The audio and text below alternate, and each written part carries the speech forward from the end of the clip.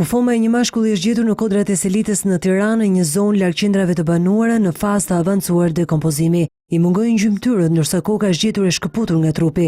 Në kafkë, sqaron policia e Tiranës, nuk janë gjetur dëmtime. Kufoma është pikasur nga një banor i zonës, i cili ka lajmëruar policinë. Burimi zyrtare të policisë thanë se sipas të dhënave të para të mjekësisë ligjore, dyshohet se viktima ka të paktën një vit që ka ndëruar jetë. Ajo çfarë ka mbetur nga trupi i tij është dërguar pranë mjekësisë ligjore për t'u nështruar analizave, në përpjekje për të zbuluar shkaqjet e vdekjes dhe për të bërë të mundur identifikimin. Është një mashkull i moshës 25 deri në 30 vjeç. Sektori i vrasjes në policinë e Tiranës ka nisur hetimet për këtë rast. Mënyra se si trupi i viktimës është coptuar ka ngjallur dyshimet se ai është vrarë, është gjymtuar dhe më pas është hedhur në këtë zonë të thellë për të humbur gjurmët. Megjithatë, nuk përjashtohet mundësia që vdekja e tij të jetë aksidentale. Identifikimi i kufomës bëhet i vështirë pasi nuk ka asnjë shenjë dalluese apo mjete të tjera identifikimi. Policia po verifikon listat e personave të shpallur të humbur në të gjithë Shqipërinë. Në fillim të vitit, një tjetër kufomë u gjet në Daj dhe policia arriti të bënte identifikimi pak ditë më pas, duke zbuluar se bëhej fjalë për biznesmenin Vasil Biba,